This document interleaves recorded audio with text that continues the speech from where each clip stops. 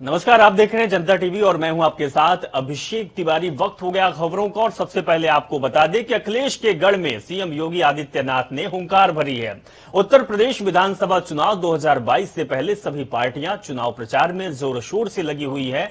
इसी कड़ी में मुख्यमंत्री योगी आदित्यनाथ भी आज अखिलेश के गढ़ यानी कि आजमगढ़ पहुंचे। इस दौरान आजमगढ़ जिले को 198 करोड़ की योजनाओं की सौगात भी सीएम योगी आदित्यनाथ ने दी। इनमें से 37 लालगंज और 32 परियोजनाओं का लोकार्पण और शिलान्यास सगड़ी के जीयनपुर में किया। इस दौरान सीएम योगी आदित्यनाथ ने एक रैली को भी संबोधित किया। संबोधन के दौरान सीएम योगी ने अपनी सरकार के विकास कार्यों के बारे में बताया, साथ ही सपा, बसपा और कांग्रेस पर जमकर निशाना साधा। सीएम योगी ने कहा कि समाजवादी पार्टी की सरकार के समय अराजकता ही उसका पर्याय हो गई थी। देश में एक नारा चल रहा था कि जिस गाड़ी में सपा का झंडा, समझो होगा कोई जाना पहचाना गुंडा। सपा सरकार में गुंडों को संरक्षण दिया जाता था। इस दौरान सीएम ने अखिलेश के बयान पर जवाब देते हुए कहा कि जब भी किसी माफिया की अवैध संपत्ति पर बुलडोजर चलता है तो सबसे ज्यादा तकलीफ समाजवादी पार्टी, कांग्रेस और बीएसपी के लोगों को होती है। उन्होंने ये भी पूछा है कि इन लोगों को इतना दुख आखिर क्यों होता है। तो आजमगढ़ में आज सीएम योगी आदित्यनाथ ने करोड़ों की योजनाओं की सौगात दी है और साथ में विपक्ष पर जमकर योगी आदित्यनाथ बरसे हैं। योगी आदित्यनाथ ने अखिलेश यादव, कांग्रेस पार्टी और बहुजन समाज पार्टी को निशाने पर लिया है। 76.14 करोड़ की परियोजना जीवन को सहज सरल भी बनाएंगी, समृद्धि के द्वार भी खोलेंगे। लाभार्थियों को प्रशस्ति पत्र, प्रमाण पत्र, कल्चर, तो सीएम योगी आदित्यनाथ आज आजमगढ़ पहुंचे और अखिलेश के गढ़ में सीएम योगी आदित्यनाथ ने हुंकार भरी है, विपक्ष पर जमकर प्रहार किया है और कहा है कि जिस तरीके से समाजवादी पार्टी के शासनकाल में अराजकता फैली थी वो अब नहीं है। लाभार्थियों को याद करिए, जब समाजवादी पार्टी की सरकार के समय रामपुर में उस समय के समाजवादी पार्टी के नेता और मंत्री आजम खां के द्वारा वहां के दलितों को प्रताड़ित किया जा रहा था, उजाड़ा जा रहा था, तब कांग्रेस मौन थी, सपा अत्याचार करा रही थी, बसपा भी मौन थी। तब केवल और केवल भारतीय जनता पार्टी आंदोलन कर रही थी, क्योंकि वहां पर गरीबों और दलितों को उजाड़ करके उस समय सत्ताधारी दल का एक मंत्री सत्ता के संरक्षण में अराजकता पैदा कर रहा था। समाजवादी पार्टी की सरकार के समय तो अराजकता ही उसका पर्याय हो गया था। देश के अंदर एक नारा चल पड़ा था, जिस गाड़ी में सपा का झंडा, समझो होगा कोई जाना पहचाना गुंडा। यानी ये नारा ही चल गया था, लोग ये मान लिए थे। लेकिन इस गुंडागिरी की कमर तोड़ने का कार्य अगर किसी ने किया है तो हमारी सरकार ने प्रदेश के अंदर 2017 के बाद आने के बाद किया। हमारे भारतीय जनता पार्टी के सांसद और विधायक हालचाल ले रहे थे, पदाधिकारी सेवा के कार्य से जुटे हुए थे, लेकिन आजमगढ़ के सांसद नदारद थे, वे गायब थे, उनका कहीं पता ही नहीं था, उनका पता ही नहीं था। एक बार तो मैंने पूछा, भाई सभी सांसदों का हालचाल लिया जा रहा, वो है कहां? तो पता लगा कि इंग्लैंड गए हैं। दूसरी बार मालूम क्या कहां है, तो पता लगा ऑस्ट्रेलिया गए हैं। आजमगढ़ के लोगों ने ऑस्ट्रेलिया और इंग्लैंड जाने के लिए तो उन्हें नहीं चुना था। तो सूबे में बयानबाजी का दौर लगातार चल रहा है, अब इसमें राजभर भी पीछे कहां। समाजवादी पार्टी में इन दिनों जोकर पॉलिटिक्स चल रही है। बताया जा रहा है कि अखिलेश यादव की ओर से ओम प्रकाश राजभर को ज्यादा तवज्जो दिए जाने से केशव देव मौर्य नाराज चल रहे हैं। शायद इसीलिए सपा की सहयोगी पार्टी महान दल के नेता केशव देव मौर्य ने सुहेल देव भारतीय समाज पार्टी के ओम प्रकाश राजभर को एक इंटरव्यू में राजनीतिक जोकर तक कह दिया है। इसके बाद केशव देव के इस बयान को लेकर समाजवादी पार्टी के सहयोगियों के बीच खींचतान बढ़ गई है। अब इसी बयान पर ओम प्रकाश राजभर ने अपनी प्रतिक्रिया रखी है। राजभर ने तो खुद ही कह दिया कि केशव देव मौर्य ने मुझे जोकर बोला है और इस बात से इत्तेफाक रखता हूं कि मैं यूपी का जोकर हूं। सुनिए क्या कहना है राजभर का। सारे लोगों का ध्यान बार बार जोकर की तरफ, उस ड्रामा में जोकर ही हीरो कहा जाता था। ठीक जो आजकल फिल्में बन रही हैं उसमें जो हीरो है, लोग हीरो हीरो करते हैं, तो वो नाट्य मंडली में वो जोकर होता था। तो दोनों का काम, पूरी जनता का ध्यान कहां होता है? हीरो और जोकर दोनों के साथ। आपको अफसोस नहीं हुआ? नहीं, कोई अफसोस नहीं। उन्होंने अच्छा कहा, उन्होंने माना कि प्रदेश की जनता का ध्यान ओम प्रकाश राजभर माननीय अखिलेश यादव जी के साथ है। ओम प्रकाश राजभर माननीय अखिलेश यादव जी को सीएम बना के मानेगा। यूपी विधानसभा चुनाव से पहले बीजेपी ने आज कई दलों को झटका दिया है। सपा, बसपा, कांग्रेस और प्रसपा के कई नेताओं ने भाजपा का दामन थाम लिया। ज्वाइनिंग कमेटी के अध्यक्ष लक्ष्मीकांत वाजपेयी और उपाध्यक्ष दया शंकर सिंह ने पार्टी की सदस्यता दिलाई। बता दें कि सपा अध्यक्ष अखिलेश यादव को राखी बांधकर भाई बनाने वाली मेरठ की किरण आरसी जाटव ने भी आज भाजपा का दामन थाम लिया है। हापुड़ से विधानसभा और मेरठ सीट से 2019 का लोकसभा चुनाव लड़ने वाली किरण जाटव सपा सरकार में अनुसूचित आयोग की सदस्य भी रही हैं। वहीं सोमवार को मेरठ से कवि सौरभ सुमन ने भी लखनऊ में भाजपा का पटका पहन लिया है और दामन थाम लिया है। समाजवादी पार्टी में मुझे एक पारिवारिक रिश्ता तो मिला। अखिलेश यादव जी ने बहन बना लिया, नेताजी ने बेटी बना लिया, लेकिन जो मेरा उद्देश्य है जनहित की सेवा करना, वो उद्देश्य मेरा पूर्ण नहीं हुआ समाजवादी पार्टी को। सभी दलों में जो अवसरवादिता है, अवसर के कारण आज गठबंधन हो रहे हैं, जो नेचुरल गठबंधन नहीं हो रहे हैं। श्रावस्ती भिंडगा पुलिस लाइन में डिप्टी सीएम दिनेश शर्मा पहुंचे हैं, जहां बीजेपी जिलाध्यक्ष ने डिप्टी सीएम दिनेश शर्मा का जोरदार स्वागत किया। इसके बाद डिप्टी सीएम ने जूनियर हाई स्कूल भिंडगा पहुंचकर दीप जलाकर कार्यक्रम का उद्घाटन किया और 27 करोड़ की कई परियोजनाओं का लोकार्पण किया। वहीं जनसभा को संबोधित करते हुए 4.5 सालों में सरकार की ओर से किए गए काम गिनाए। साथ ही विपक्ष पर निशाना साधते हुए कहा कि बीजेपी सरकार ने गुंडों, माफियों और अपराधियों का सफाया किया है।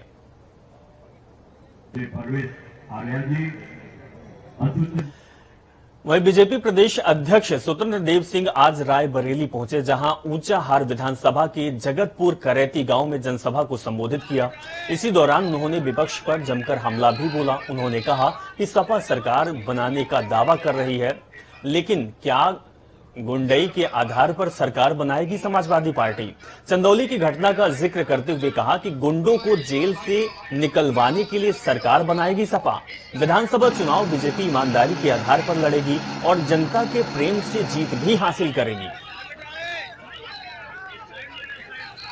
कार्यकर्ताओं का स्नेह आशीर्वाद लेकर और जनता का आशीर्वाद लेकर हम लोग 2022 के चुनाव में हम निकले हैं और चुनाव में ईमानदारी के नाम पर लड़ूंगा और मैं राष्ट्रवाद के नाम पर लड़ूंगा और विकास के नाम पर चुनाव लड़ूंगा और आदरणीय योगी जी के नेतृत्व में चुनाव लड़ूंगा। एक ईमानदार नेता, परिश्रमी नेता, परिश्रम की पराकाष्ठा करने वाला नेता और आदरणीय मोदी जी जैसा हमारे यहाँ नेतृत्व है, जो आम गरीबों के लिए रात दिन परिश्रम की पराकाष्ठा, चाहे आवास की योजना हो, चाहे गैस की योजना है, आयुष्मान कार्ड रहो या किसान सम्मान निधि हो, सभी योजनाओं का लाभ किसानों तक पहुंचाने का काम कर रहे हैं। और कोरोना महामारी में भी सभी लोगों को सुरक्षा भी और उनके तक अन्न वितरण भी करने का काम सरकार ने किया। वरुण गांधी लगातार सपा जो है दावा कर रही है कि अब की बार सरकार हम बना रहे हैं, भाजपा कहीं भी चुनाव में नहीं। किस आधार पर बनाएगी? आपने देख लिया भीड़ ना, आप भीड़ देख लिया, आपके सामने है भीड़। किस आधार पर बनाएंगे? गुंडे करने के लिए, जेल में बंद गुंडों को बाहर निकालने के लिए। कल आपने देखा किस प्रकार घटना किया उनका विधायक ने चंदौली में। मतलब ये लोग गुंडे के क्यों जनता इनको स्वीकार करे और न स्वीकार करने वाली है। राजधानी लखनऊ के Manohar Lohia national law university, think India और अखिल भारतीय विद्यार्थी परिषद की ओर से महापरिनिर्वाण दिवस संगोष्ठी कार्यक्रम का आयोजन किया गया, जिसमें बतौर मुख्य अतिथि के रूप में उत्तर प्रदेश के कानून मंत्री ब्रजेश पाठक मौजूद रहे और साथ ही राम मनोहर लोहिया यूनिवर्सिटी के वीसी एस के भगत और अखिल भारतीय विद्यार्थी परिषद से अनिमेष उपाध्याय भी मौजूद रहे। बता दें कि कार्यक्रम के दौरान स्वर्गीय आदरणीय डॉक्टर भीमराव अंबेडकर के बलिदानों और दलितों के प्रति किए गए कार्यों के साथ संविधान पर चर्चा की गई।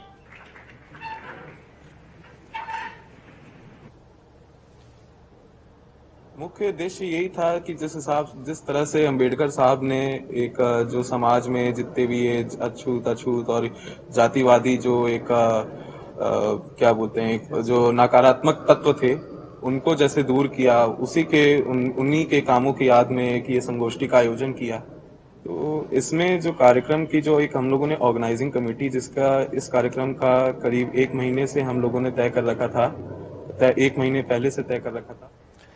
किसान आंदोलन की अगुवाई कर रहे संयुक्त किसान मोर्चा ने दिल्ली से वापसी करने के संकेत दिए हैं। संयुक्त किसान मोर्चा का कहना है कि किसान आंदोलन की मांगों को लेकर दिल्ली के सिंघू और टेकरी बॉर्डर पर आंदोलन जारी रहेगा। किसान आंदोलन की आगे की रणनीति के बारे में संयुक्त किसान मोर्चा ने 7 दिसंबर को बेहद ही अहम बैठक बुलाई है, यानी कि बैठक कल होगी। ऐसे में किसान नेता राकेश टिकैत का कहना है कि सरकार समय रहते किसानों की मांगों को लेकर बात करे। वहीं हमारे संवाददाता ने किसान नेता राकेश टिकैत से खास बातचीत की, देखिए। आज हम खड़े हैं गाजियाबाद के गाजीपुर यूपी गेट पे, जहां पर किसान 1 साल से धरना प्रदर्शन कर रहे हैं। हमारे साथ किसान नेता चौधरी राकेश टिकैत है। कल 7 दिसंबर है, कल क्या मीटिंग रखी गई है और किस लिए मीटिंग है? वो तो मीटिंग रूटीन की हमारी मीटिंग है। जो 5 लोग भारत सरकार से बातचीत के लिए नॉमिनेट किए यहाँ से, तो उनसे जानकारी ले लेंगे। एक तो कुछ बात हुई क्या, तो आगे की रणनीति बना लेंगे उसी आधार पर। तो साहब, आपको जान से मारने की धमकी मिली थी, पुलिस ने कहा है कि हमने उस शख्स को गिरफ्तार कर लिया है, तो कैसे? तो पुलिस ही बताओगी भाई। आखिर इतने दुश्मन क्यों बन रहे हैं? अब भाई पता नहीं क्यों बन रहे हैं, बताओ हमें क्या पता। हम आंदोलन कर रहे हैं या इन्हें दुश्मनों को देखें। 5 लोगों की टीम गठित की गई है, आप नहीं है, जबकि आप एक प्रमुख चेहरा हैं। ना, हम तो प्रमुख चेहरा नहीं।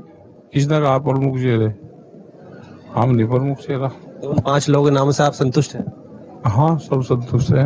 हम नहीं, सभी संतुष्ट है। तो कल मीटिंग में जाएंगे? हाँ, मीटिंग में जाएंगे। कल कितने बजे मीटिंग रखेंगे? 12 बजे। चौधरी साहब, एक बात पूछनी है कि भानु प्रताप सिंह ने आपको आरोप लगाए हैं कि कांग्रेस की फंडिंग से चल रहा है आंदोलन और आपको बल प्रयोग से आप हटाना चाहिए। कोई बात नहीं, कह लेने दो। जबकि वो भी किसान है। कह लेने दो। एक बीजेपी के सांसद है, उन्होंने भी आपका आरोप लगा लेने दो। जब आंदोलन कर रहे हो तो कोई ना कोई तो कुछ कहेगा ही, कह लेने दो। आप तो खैर आंदोलन कर ही रहे हैं, आपने कह दिया आंदोलन चालू रहेगा। अगर इस बीच में सरकार वार्ता करने के लिए आपको भी बुलाए तो आप जाएंगे? ये डिसाइड कमेटी करती है, कमेटी डिसाइड करती है। सरकार के कहने से, उससे कहने से नहीं। हम जिसको भेजेंगे वो जाएगा।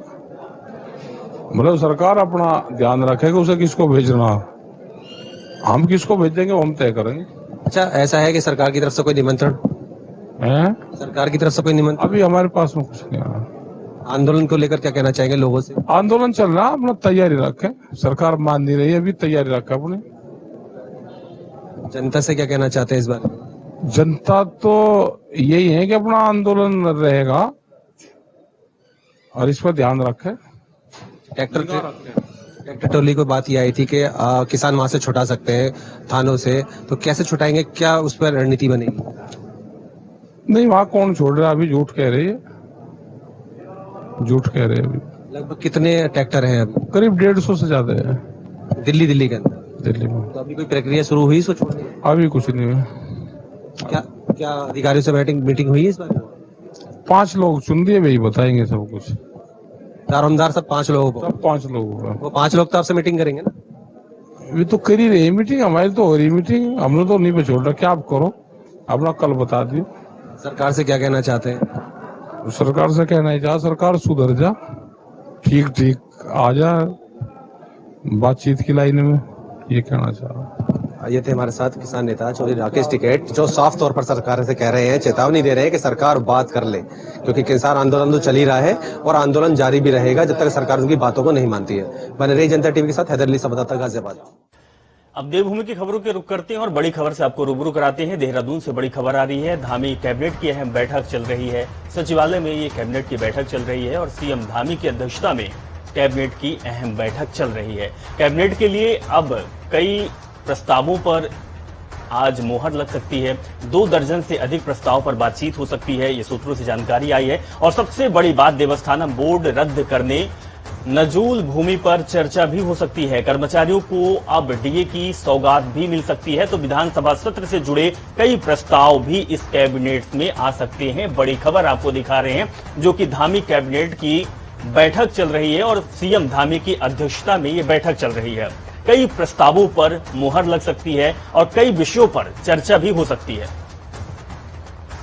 अजीत काम्बोज हमारे संवाददाता फोन लाइन से जुड़े हुए हैं, अपडेट देंगे। अजीत, जिस तरीके से जानकारी आ रही है कि कैबिनेट की बैठक अभी चल रही है और कई प्रस्तावों पर मुहर भी लग सकती है, क्या कुछ जानकारी आपके पास है?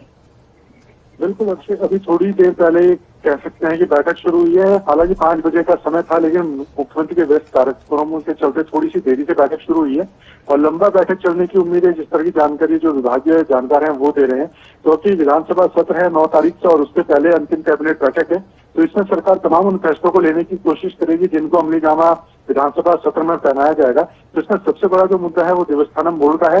राज्य सरकार ने कुछ ही दिन पहले घोषणा की है देवस्थानम बोर्ड भंग करने की। अब क्योंकि वो सदन के पटल से पास हुआ था तो सदन से ही उसको निरस्त किया जाएगा, तो ऐसे में सरकार की कोशिश यही होगी कि सदन में अगर इसको पेश करके निरस्त करना है तो उसमें किन किन नियमों के तहत किया जा सकता है। इसके अलावा और क्या कुछ पक्ष होंगे, क्योंकि चुनावी मौसम है तो कर्मचारियों को कैसे खुश करना है, कई नियमावलियां हैं जिनको चेंजेस की मांग कर्मचारी करते आ रहे हैं, तमाम तरह के आंदोलन चल रहे हैं। तो सरकार की पूरी कोशिश होगी कि आज होने वाली कैबिनेट के माध्यम से हर वर्ग को राहत दी जा सके, चाहे फिर वो आम जनता हो या फिर सरकारी कर्मचारी।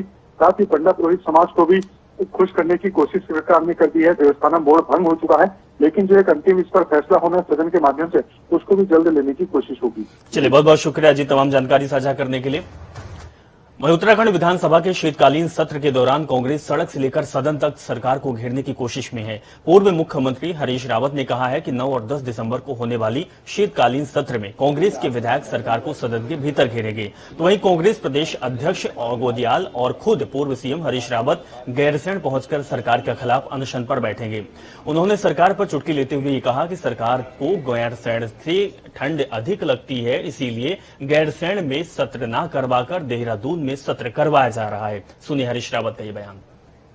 विधानसभा में हमारे लोग जनता के सवाल को उठाएंगे और मैं और गणेश जी वहाँ गैरसैंण जा करके इस सरकार की सद्बुद्धि के लिए 25,000 करोड़ के प्रोजेक्ट को विरोध में हम वहाँ जो है सांकेतिक उपवास में बैठेंगे। हरिद्वार के कोतवाली ज्वालापुर पुलिस और एसओजी की टीम को बड़ी सफलता हाथ लगी है। पुलिस ने 48 घंटे के भीतर बुजुर्ग दंपत्ति की आंखों में मिर्ची डालकर लाखों की नकदी और गहने लूटने वाले 2 शातिर लुटेरों को गिरफ्तार कर लिया है। दोनों शातिर लुटेरों में से एक लुटेरा यूकेडी पार्टी का जिला महामंत्री है और ये दोनों लुटेरे लक्सर थाना क्षेत्र के सुल्तानपुर कुन्हारी गांव के रहने वाले हैं। ज्वालापुर थाना क्षेत्र में एक डॉक्टर साहब हैं, मिस्टर अग्रवाल, इनके साथ एक घटना हुई थी। 2 लोग मरीज बनकर इनके पास आए थे और बाद में इनके आंखों में मिर्च झोंककर इनको बाथरूम में बंद करके और इनकी धर्मपत्नी को ओवर पावर करके घर से नकदी और सोने के जेवर लूट के ले गए थे। ये चूंकि एक सेंसेशनल घटना थी तो तुरंत इसमें ज्वालापुर पुलिस और जो हमारे सीआईयू है उसको इसमें इन्वॉल्व किया गया था और 2 दिन की लगातार कांस्टेंट मेहनत के बाद इसमें 2 व्यक्ति संदिग्ध जो थे वो इसमें पकड़ में आए। इनके नाम शहजाद और राशिद हैं। ये दोनों थाना लक्सर क्षेत्र के रहने वाले हैं। देहरादून में मानदेय बढ़ोतरी सहित कई अन्य मांगों को पूरा करने पर आंगनबाड़ी कार्यकर्तियों ने मुख्यमंत्री पुष्कर सिंह धामी का आभार जताया है। महिला सशक्तिकरण एवं बाल विकास विभाग की तरफ से आयोजित समारोह में सीएम धामी ने आंगनबाड़ी कर्मियों के लिए 2 लाख रुपए का मुफ्त दुर्घटना बीमा और आंगनबाड़ी केंद्रों के माध्यम से सैनिटरी नैपकिन फ्री देने की घोषणा की है।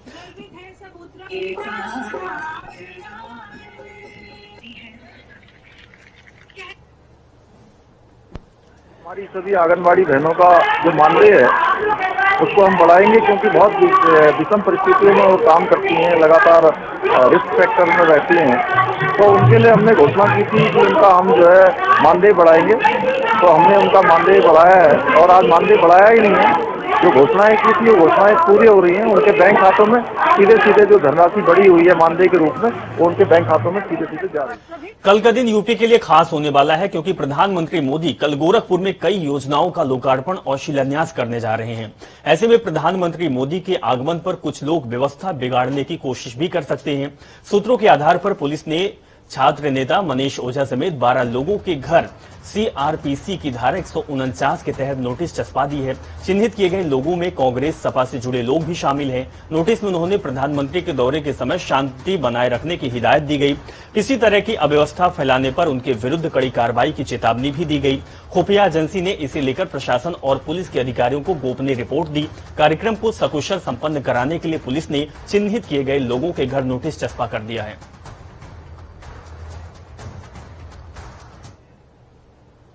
मुझे जिला प्रशासन द्वारा इनाम दिया गया है और वो इनाम ऐसा है कि वो चौंकाने वाला। धारा 149 का नोटिस हमारे घर पे आज चस्पा हुआ है और ये नोटिस हमारे यहाँ ही नहीं, ये नोटिस जो भी साथी अंकुर शुक्ला के न्याय की बात कर रहे हैं, जो भी हमारे साथी, चाहे वो विश्वविद्यालय के हों, चाहे वो किसी एक संगठन के हों, जो भी साथी ब्राह्मण समाज के जो एक लड़के की जो हत्या हुई उसकी बात उठाए हैं, सबके यहाँ 2-3 लोग के यहाँ ये नोटिस गई है। और ये नोटिस इसलिए गई है क्योंकि प्रधानमंत्री जी का 7 तारीख को दौरा है, 7 दिसंबर को गोरखपुर। इस दौरे के दौरान हम लोग ना जाएं, अपने अंकुर शुक्ला भाई की आवाज को ना उठाएं, इसलिए नोटिस हम लोग के घर पुलिस द्वारा चस्पा किया गया। चलिए इस खबर के साथ फिलहाल इस बुलेटिन में इतना ही। आप जुड़े रहें और देखते रहें जनता टीवी।